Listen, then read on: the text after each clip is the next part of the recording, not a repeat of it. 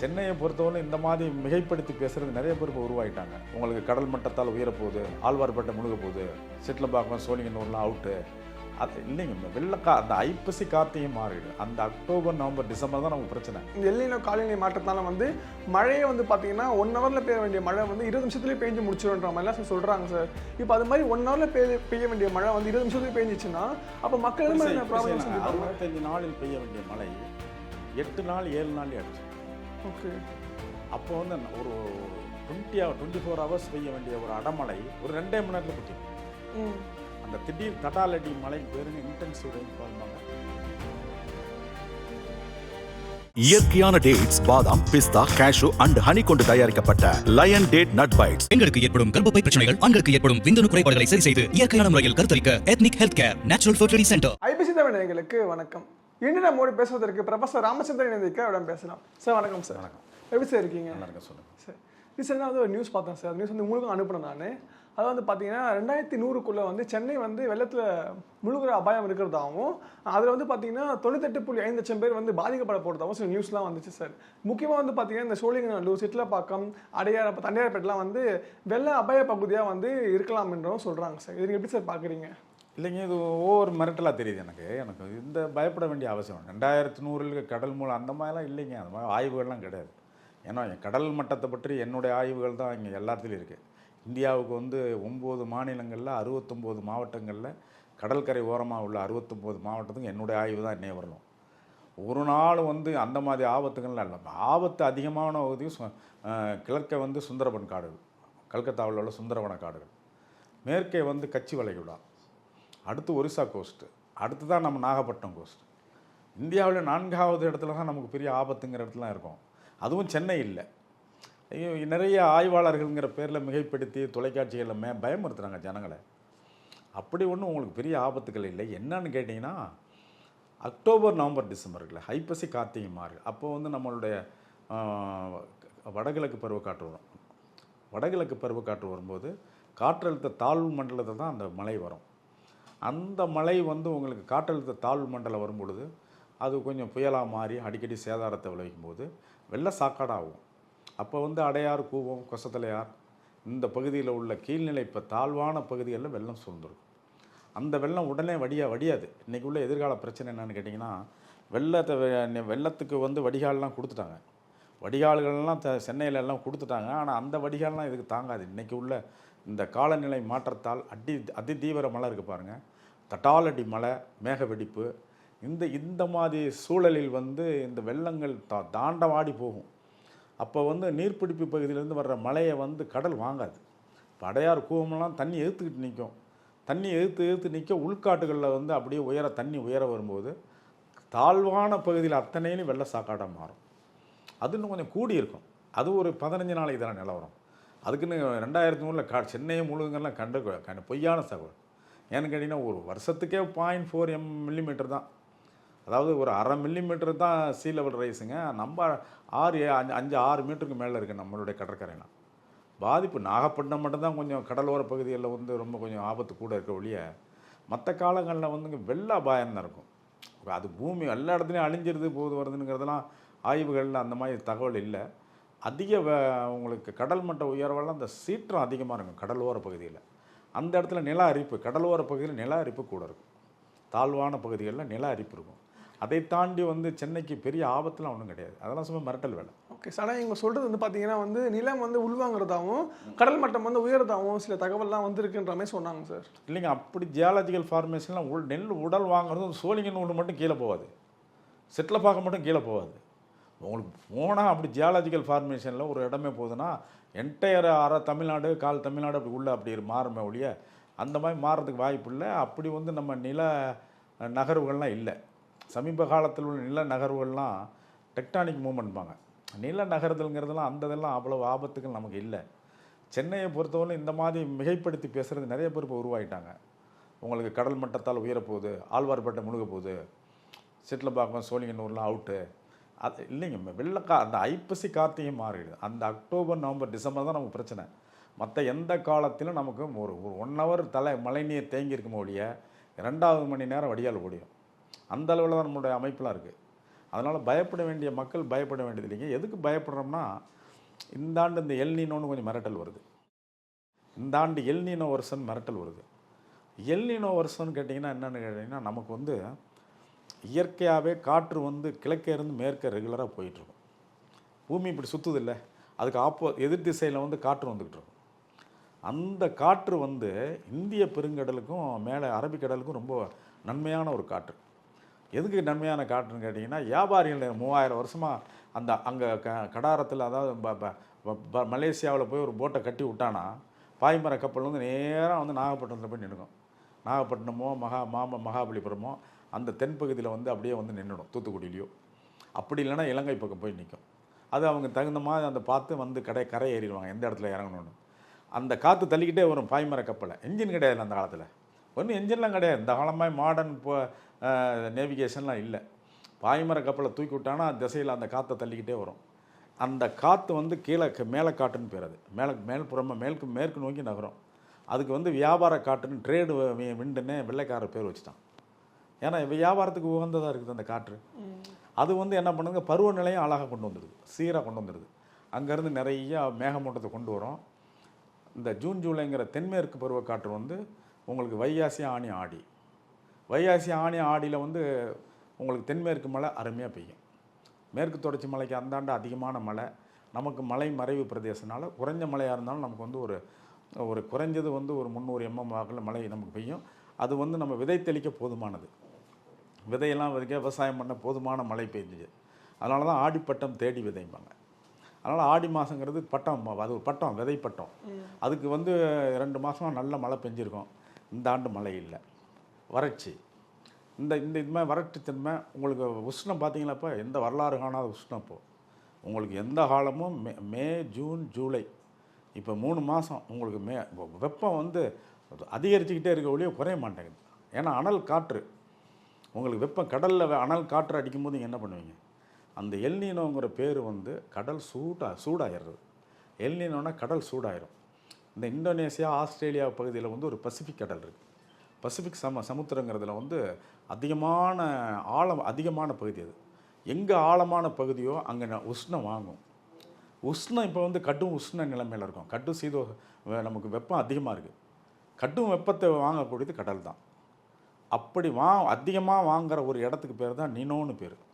Nino நிகழ்வுன்னு பேர். அந்த நிகழ்வில் என்னென்னா, டக்குன்னு ஒரு இடத்துல மட்டும் சூடை பயங்கரமாக ஹீட்டை உறிஞ்சும்.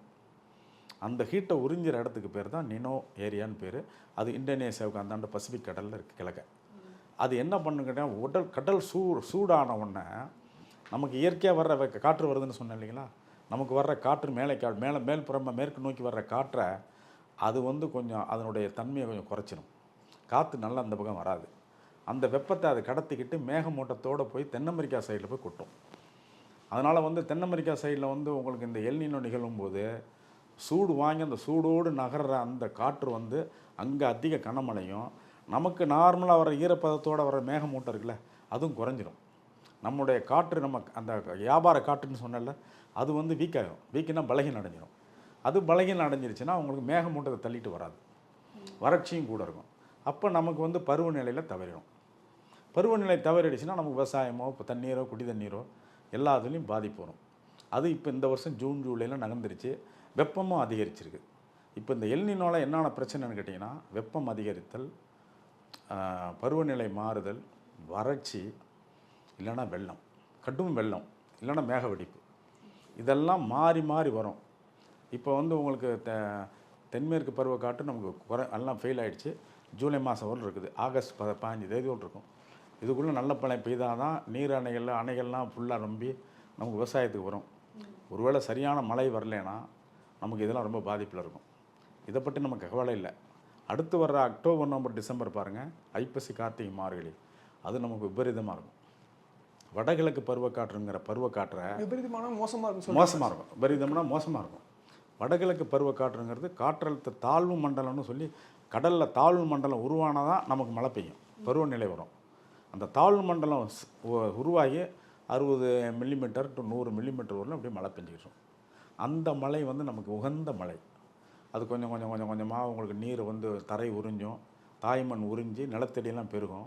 நிலத்தடி நீரும் பெருகி மீதி எக்ஸஸ் மழை வந்துச்சுன்னா அதை நம்ம முன்னோர்கள் வந்து கம்மாய், ஏரி, குளம், குட்டை எங்கெங்கே எப்படிலாம் நீர்த்தேக்கத்தை பண்ணுமோ அதெல்லாம் பண்ணி வச்சுட்டாங்க. அந்த பண்டைய காலத்திலேயே ஒரு 2000 ஆண்டுகளுக்கு முன்னாடியே நீர் ஆதாரத்தை இப்போ எப்படி பெருக்கணுங்கிறதுல வந்து மழைநீர் சேகரிப்பு எப்படிங்கிறது பெருசாக நினச்சிருந்தாங்க. இப்போ நாகரிக வளர்ச்சி, ஜனத்தொகை வளர்ச்சி, அதனால் அதெல்லாம் முடிஞ்சு போச்சு. ஆற்றுப்படுகையெல்லாம் நமக்கு வந்து திடீர் மழையை தாங்கக்கூடிய அளவுக்கு ஆற்றுப்படுகையெல்லாம் வந்து ஆறெல்லாம் சுருக்கிட்டோம். இந்த 100 ஆண்டுகளில் ஆற்றுப்பகுதியில் வந்து நிறையா வந்து நகர்ப்புறத்தெல்லாம் ஒட்டி அப்படியே ஆறு ஒட்டினாப்புலேயே வீடு வர்ற மாதிரிலாம் இருந்துச்சு. அதுக்கு முன்னாடி அகலமான பகுதிகள் வந்து சும்மா வெற்றிடமாக தான் இருந்தது. அதனால் வெற்றிடங்களில் நீர் வாங்கிடும், நீர் வாங்கி வெள்ளம் இல்லாமல் போயிடும். அப்புறம் நீங்கள் இன்றைக்கி உள்ள சிறுசேரி, வேளச்சேரி வரலும், உங்களுக்கு பள்ளிக்கரணை வரலும் அந்த காலத்தில் சதுப்பு காடுகளாக தான் இருந்தது. அந்த சதுப்பு காடுகள்லாம் கொஞ்சம் கொஞ்சமாக குறைஞ்சி உங்களுக்கு வந்து அப்படியே 10,000 இருந்து 5,000 ஆகி இப்போல்லாம் ஒரு 3,000 ஏக்கருக்கு தான் வந்து நிற்கிது. அதனால் சதுப்பு காடுகள்லாம் குறைஞ்சிருச்சு.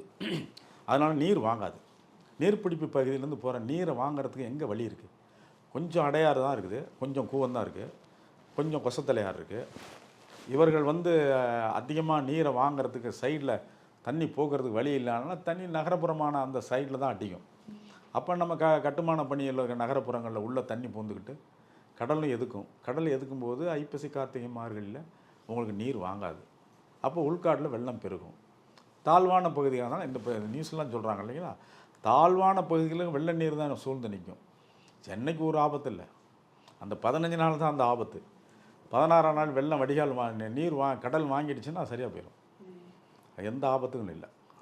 நம்ம தமிழகத்தை பொறுத்தவரை ஆபத்தான பகுதிங்க முகத்துவாரமும் கடலும் ஒன்றா இருக்கிற பகுதி வந்து நாகப்பட்டினம் தான். ஓகே, அந்த நாகப்பட்டினம் முகத்துவாரமும் கடலும் ஒரே பகுதியாக இருக்குது. நம்ம கூவம், அடையாறுலையும் அதே லெவல் இருக்குது. அதாவதுங்க கடல் மட்டமும் நம்ம முகத்துவாரம் ஒன்றா இருக்கும். அந்த மாதிரி நேரத்தில் வெள்ளம் தான் பெருகி நிற்கும். வெள்ளம் பெருகி முழுகாது. அது வந்து எக்காரணமும் 2100 முழுகிறதுலாம் சும்மா பொய்யான ஒரு செய்தி. Okay sir. சரி, அதே வந்து பார்த்தீங்கன்னா அந்த எல்னினோ காலநிலை மாற்றத்தால் வந்து தமிழகத்தில் வந்து 2027 ஜனவரியிலே வந்து கோடைக்காலம் ஸ்டார்ட் ஆகுன்ற மாதிரி சில தகவல்லாம் வெளியே வந்திருக்கு சார். ஆமாம், அதை எப்படி சார் பார்க்குறீங்க? அதாவதுங்க நமக்கு எல்லாமே வறண்ட காற்று தானே. இனிமேல் வருஷம் பூரா வந்து ஈரக்காற்று வரணும். நான் தான் ஏற்கனவே சொன்னேன், அந்த வியாபார காற்றுங்கிறது ஈரக்காற்றோடு வரும்னு. அது வறண்ட காற்றாக வருது. இப்போ வறண்ட காற்றாக வரும்பொழுது வந்து உங்களுக்கு ஜனவரியிலேயே வறண்ட காற்று வருதுன்னா அப்போ அது வின்டர், குளிர் காலத்தில் வந்து உங்களுக்கு வந்து நமக்கு ஈரப்பதம் கூட இருக்கும். அக்டோபர், ஐப்பசி, கார்த்திகை மாதத்தில் நல்ல மழை பெஞ்சிருந்ததுன்னா உங்களுக்கு ஜனவரியில் ஈரப்பதம் குளிர்காலம் வந்துடும், அது நல்லா வந்துடும். இப்போ அந்த குளிர்காலங்கிறது இல்லாமல் அப்படியே ஒரு சம்மர் லெவலுக்கு வருது. டெம்பரேச்சர், உஷ்ணம் வந்து அதிகரிக்குது. அப்போ நீங்கள் என்னென்னா உங்களுக்கு ஏப்ரலில் உண்டாக வேண்டிய ஒரு வெப்பம் ஜனவரியிலேயே வந்துடுது. அப்போ ஜனவரி, பிப்ரவரி, மார்ச் 4 மாதத்துக்கு முன்னாடியே வெப்பம் வருது இந்த வருஷம். அப்போ வெப்ப கதிர்கள் கூடும். ஏப்ரல், மேங்கிறது உச்சத்துக்கு போகும். அடுத்த வருஷம் ஜூன், ஜூலை மழை பெஞ்சா போச்சு. அடுத்த ஆண்டு மழை இப்போ இந்த எல்னினோ என்ன இருக்குது, அதனால் மழை கம்மியாக இருக்கும். அப்படி பார்த்தா உங்களுக்கு வந்து பெரும் வெள்ளம், பெரும் வறட்சி, இந்த ரெண்டுலேயும் அடிபடுவோம் நம்ம. பெரும் வெள்ளங்கிறது வந்து உங்களுக்கு அக்டோபர், நவம்பர், டிசம்பர். அப்புறம் ஒரு இடையில ஒரு மாதம் விட்டோன்னா ஜனவரிக்கு எண்டிலேருந்து அப்படியே அதிகமான வெப்பம். அது வந்து உங்களுக்கு ஜூன் 1 அந்த ஜூன் வரலும் வெப்பம் அந்த தாக்கும். ஜூனில் வந்து திருப்பி வடகிழக்கு பருவக்காற்று ஒருவேளை அடுத்த வருஷம் எல்னினோ வருஷம்னால அதுலேயும் வறட்சி வந்துருச்சுன்னா, பருவநிலை தோற்று போனால் இன்னமும் உஷ்ணம் அதிகரிக்கும். ஆக ஒரு பக்கம் வறட்சி, ஒரு பக்கம் வெள்ளம். இந்த எல்னினோ ஆண்டு வந்து ஒரு ஆண்டு தான் இருக்கும். அதனால் அடுத்த ஆண்டு செப்டம்பர் வாக்கில் இது குறைஞ்சிரும். அப்புறம் நிலை மாறும். அப்புறம் நல்ல மழை பெய்யும். அப்புறம் இது மாதிரி ஒரு 3-2 ஆண்டுகளுக்கு ஒருத்தர் அந்த எல்னினோ வந்து மிரட்டும். இதெல்லாம் காலநிலை மாற்றத்தால் அதிகமான நமக்கு கார்பன் டை ஆக்சைடு உமிழ்தல். அதனால தான் உங்களுக்கு நிலக்கரியும், மின்சாரம், பெட்ரோல், டீசல் எரியும் பொழுது இந்த வெப்பத்தை நம்ம கட்டுப்படுத்த முடியாது. உலகம் ஃபுல்லாக ஒன்றா சேர்ந்தால் தானே செய்ய முடியும். இந்த இதுக்கு நீங்கள் நானும் ஒன்றா தனியாக சேர்ந்து நம்ம மட்டும் நடந்தே போனோம்னா முடியுமா? எல்லோரும் வந்து வாகனம் யூஸ் பண்ணுறது, எல்லாருக்கும் நிறையா ஆய்வுகள், நிறையா எப்படி மேலாண்மை பண்ணுங்கிற யுக்திகள்லாம் எதிர்காலத்துக்குலாம் வந்துருச்சுங்க. எல்லா நாடுகளும் 2035க்குள்ளே எல்லாமே எரிசக்தியை குறைக்கிறாங்க. நல்லா மரபுசாரா எரிசக்திக்கு போகிறாங்க. அதனால் இயற்கை எரிசக்திக்கு போகிறாங்க. வானமண்டலம் அப்போ தான் ஆரோக்கியமாகும். வானமண்டலம் ஆரோக்கியம் ஒரு 2070க்குள்ளேயே ஆரோக்கிய நிலைக்கு வரும். அந்தளவுக்கு தான் இப்போ நடவடிக்கைலாம் இருக்குது. அதனால் 2100 சென்னை அழிவுங்கிறதெல்லாம் ஒரு மிகைப்படுத்திய தகவல் மக்களை மிரட்டக்கூடாது. Okay sir. இப்போ அதே மாதிரி வந்து பார்த்தீங்கன்னா எல்லினோ காலநிலை மாற்றத்தால வந்து மழையே வந்து பார்த்தீங்கன்னா 1 ஹவரில் பெய்ய வேண்டிய மழை வந்து 20 நிமிஷத்துலேயே பெஞ்சு முடிச்சிடும்ன்ற மாதிரிலாம் சார் சொல்கிறாங்க சார். இப்போ அது மாதிரி 1 ஹவரில் பெய்ய வேண்டிய மழை வந்து 20 நிமிஷத்துலேயே பெஞ்சிச்சுன்னா அப்போ மக்கள் என்ன மாதிரி ப்ராப்ளம் சொல்லிப்பாங்க? 65 நாளில் பெய்ய வேண்டிய மழை 8 நாள் 7 நாள்லேயே அடிச்சிடும். ஓகே. அப்போ வந்து ஒரு 24 ஹவர்ஸ் பெய்ய வேண்டிய ஒரு அடமழை ஒரு 2 மணி நேரத்தில் கொட்டிடும். அந்த திடீர் தடாலடி மழைக்கு பேருங்க இன்டென்சிவ் ரெயின்ஃபால்பாங்க. அதிதீவிர மழை. இன்றைக்கி உச்ச நமக்கு அச்சுறுத்துறதே அதிதீவிர மழை தான். நிதானமாக நமக்கு பெய்துக்கிட்டே இருந்தால் நமக்கு ஒரு தொந்தரவுமே இல்லை. என்ன கொஞ்சம் அன்றாட வாழ்க்கை தடைப்படும். இது வந்து என்னென்னு கேட்டிங்கன்னா 2 மணி நேரத்தில் குட்டி தீர்த்தால் நீங்கள் இப்போ 2024 400 mm அடிச்சது தூத்துக்குடியில். 400 mm ஒரே நாளில் அடிக்கிறது வந்து நம்ம ஒரு அரை ஆண்டினுடைய மழையளவு. அரை ஆண்டினுடைய மழையளவு ஒரே ராத்திரி அடிச்சது. அப்போ வந்து பார்த்திங்கன்னா திருநெல்வேலி, தாமிரபரணி, பாளையங்கோட்டைங்கிற பகுதியில் வெள்ளம் இருந்து தான் இன்ன வரையில் ரெக்கார்டே கிடையாது. 24 வெள்ளம் வந்துருச்சுல உங்களுக்கு திருநெல்வேலிலாம். அது மாதிரி இனிமேல் எதிர்காலம் வந்துங்க பேரிடர் கூட இருக்கும். பேரிடர் மேலாண்மைங்கிறது நம்ம சகஜமாக ஆக்கிக்கணும். அதாவது பழகிக்கணும். பேரிடர் மேலாண்மை இனிமேல் பழகிக்கொள்ளுதான் தான் நமக்கு நல்லது. அது ஏன்னா அது மாறாது, எதிர்காலத்தில் கூட இருக்கும். அதனால் எதிர்கால சந்ததிக்கு ஒவ்வொரு நாளும் ஒரு எதிர்ப்பு போராட்டம் தான் இயற்கையோட. மேலாண்மை யுக்தி தாங்க. அதெல்லாம் ஒன்று சேர்ந்து பண்ணிக்க வேண்டியதான்.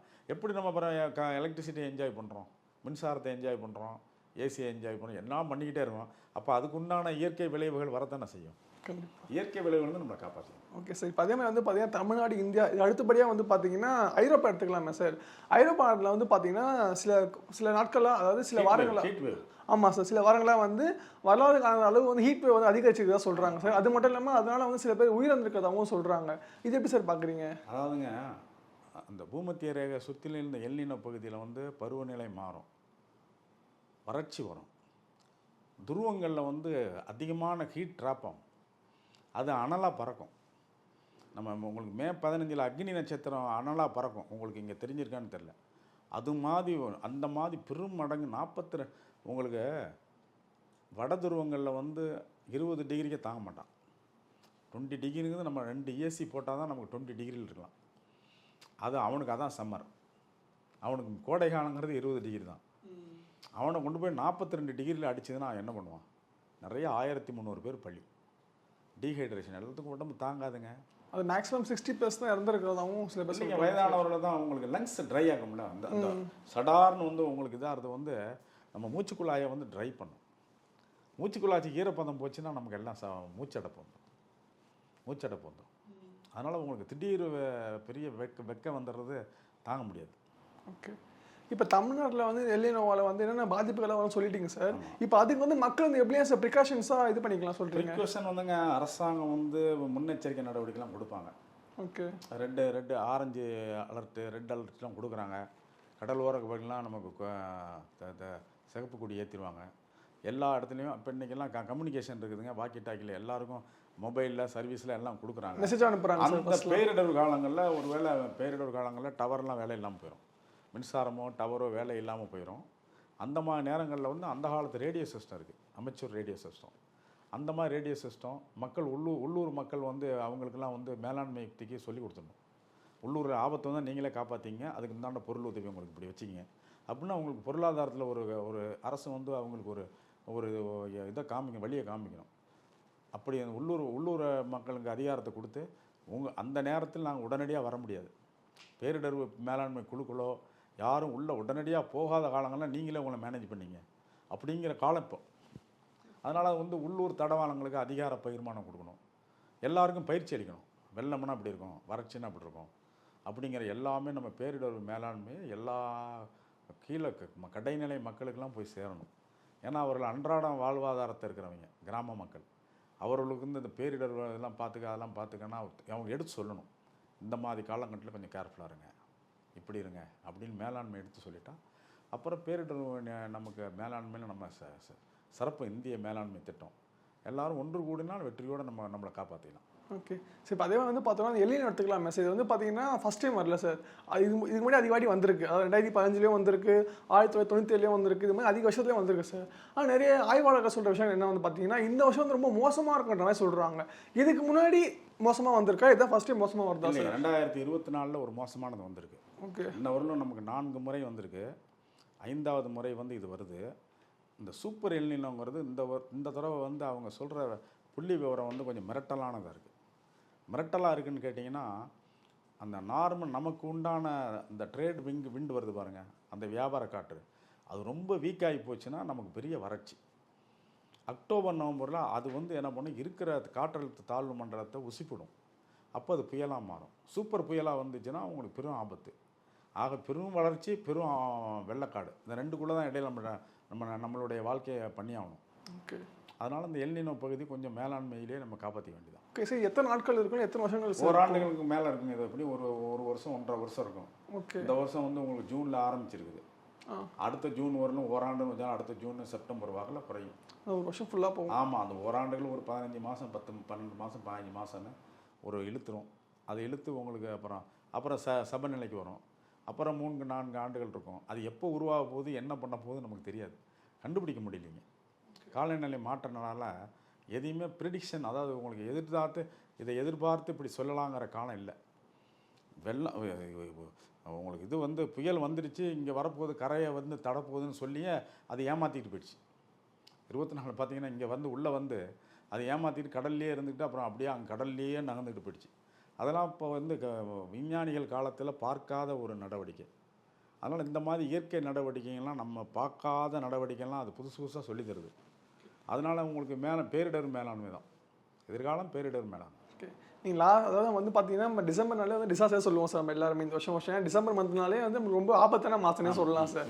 நார்மலாக நமக்கு ஆபத்து இருக்குது. இப்போ வந்து சூப்பர் எல்னினோ வேறு.